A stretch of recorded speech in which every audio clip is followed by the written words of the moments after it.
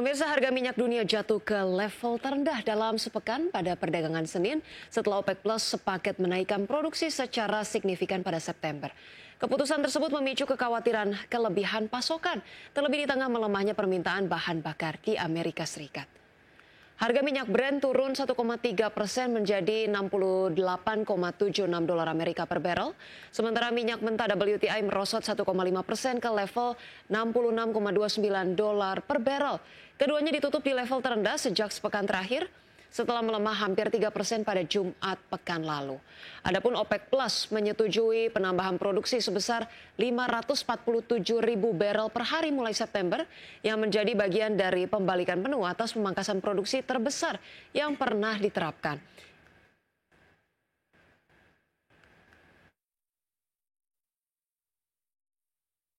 Pemirsa, seiring masih adanya ketidakpastian usai tercapainya kesepakatan dengan Amerika Serikat, Uni Eropa menyatakan akan menanggung 2 paket tindakan balasan terhadap tarif Amerika Serikat selama 6 bulan.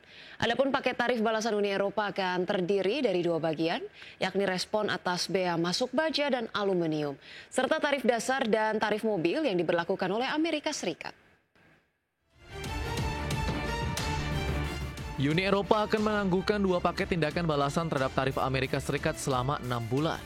Menurut pernyataan juru bicara Komisi Eropa, keputusan ini diambil setelah tercapainya kesepakatan dengan Presiden Amerika Serikat Donald Trump. Adapun kesepakatan antara Uni Eropa dan Amerika Serikat masih menyisakan sejumlah ketidakpastian, termasuk terkait tarif untuk minuman beralkohol. Perintah eksekutif Presiden Trump yang dikeluarkan pekan lalu yang menetapkan tarif sebesar 15% untuk sebagian besar produk asal Uni Eropa juga disebut belum mencakup pengecualian seperti mobil dan suku cadang kendaraan. Pejabat Uni Eropa pun memperkirakan akan ada perintah eksekutif tambahan dari pemerintah Amerika Serikat dalam waktu dekat. Sementara itu, dalam rangka mencapai tujuan tersebut, Komisi Eropa akan mengambil langkah-langkah yang diperlukan untuk menangguhkan penerapan tindakan balasan terhadap Amerika Serikat selama 6 bulan.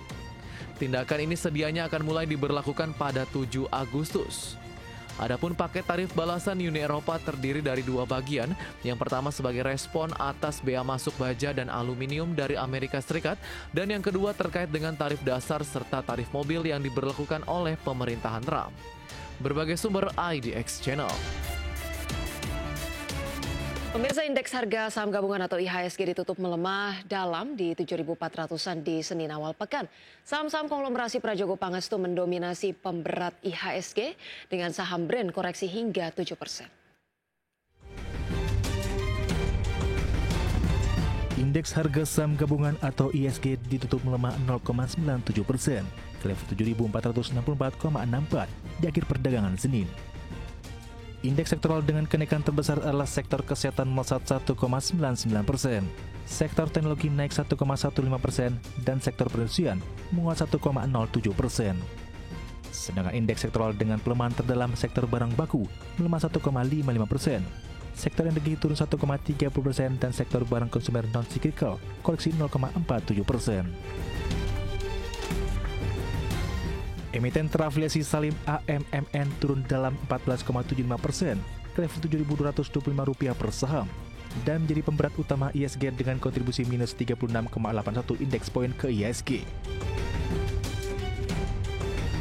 Di sisi lain, nyaris seluruh emiten Prajogo Pangestu masuk daftar 10 saham pemberat utama. Saham Brand turun 7,69% di level Rp7.200 per saham dan menyumbang minus 20,85 indeks poin. Saham TPA ditutup melemah 4,17% di level Rp9.200 per saham dan berkontribusi minus 7,88 indeks poin. Saham BRPT ditutup melemah 4,46% di level Rp2.570 per saham, berkontribusi minus 6,83 indeks poin. Saham Cuan ditutup melemah 7,21% di level Rp1.415 per saham dan berkontribusi minus 4,32 indeks poin. Dan saham PTRO ditutup melemah 7,16% di level Rp3.630 per saham dan berkontribusi minus 1,72 indeks poin. Adapun koreksi IHSG seiring dengan langkah investor mengambil keuntungan setelah indeks naik tinggi pada bulan lalu. Sebagaimana diketahui, sepanjang Juli 2025 IHSG naik lebih dari 5% secara bulanan. Anggota Dewan Komisioner OJK Pengawas Pasar Modal Inarno Jayadi mengungkapkan, Bursa saham domestik mencatatkan rekor kapitalisasi pasar tertinggi sepanjang sejarah Bursa Efek Indonesia. Nilai kapitalisasi pasar di Juli 2025 menyentuh rekor tertinggi selama 3 hari berturut-turut. Puncaknya di tanggal 29 Juli 2025 dengan nilai sebesar Rp13.700 triliun. Berbagai sumber untuk ID Action. Selanjutnya pemirsa, dari pergerakan bursa global, indeks saham Wall Street melesat pada perdagangan Senin menghapus kerugian besar di sesi perdagangan sebelumnya yang dipicu kekhawatiran perlambatan ekonomi dan pemberlakuan tarif impor baru dari pemerintahan Donald Trump. Pada perdagangan Senin, pemirsa, indeks Dow Jones Industrial Average ditutup melonjak 1,34% ke level 44.173. Indeks S&P 500 naik 1,47% ke level 6.329, mengakhiri tren penurunan selama 4 hari berturut-turut dan mencatatkan penguatan harian terbaik sejak Mei, sedangkan indeks Nasdaq Composite melesat 1,95% ke posisi 21.053. Sementara itu pemirsa, bursa saham Eropa berakhir di area positif pada perdagangan Senin, bangkit dari level terendah 6 minggu karena lonjakan sektor perbankan mengimbangi kejatuhan saham Swiss, menyusul tarif Amerika Serikat sebesar 39% untuk barang-barang asal Swiss. Indeks Pan-Eropa Stock 600 ditutup menguat 0,9% ke level 540,6. Kemudian indeks DAX Jerman melonjak 1,4% ke posisi 23.757 dan indeks FTSE 100 Inggris naik 0,66% ke level 9.128. Selanjutnya, pemirsa, Kementerian Perindustrian mendorong percepatan hilirisasi di sektor industri agro. Ya, salah satunya rencana adanya investasi dari China di sektor industri kelapa sebesar 100 juta dolar Amerika. Rencana investasi dari China di sektor industri kelapa sebesar 100 juta dolar Amerika atau setara dengan 1,6 triliun rupiah. Investasi dari China tersebut untuk pembangunan pabrik atau fasilitas pengelolaan kelapa. Direktur Jenderal Industri Agro, Kementerian Perindustrian Putu Juli Ardika menegaskan, rencana investasi China ini sejalan dengan proyek hilirisasi yang dijalankan pemerintah sesuai Rencana Induk Pembangunan Industri Nasional atau RIPIN dan Rencana Pembangunan Jangka Menengah Nasional atau RPJMN.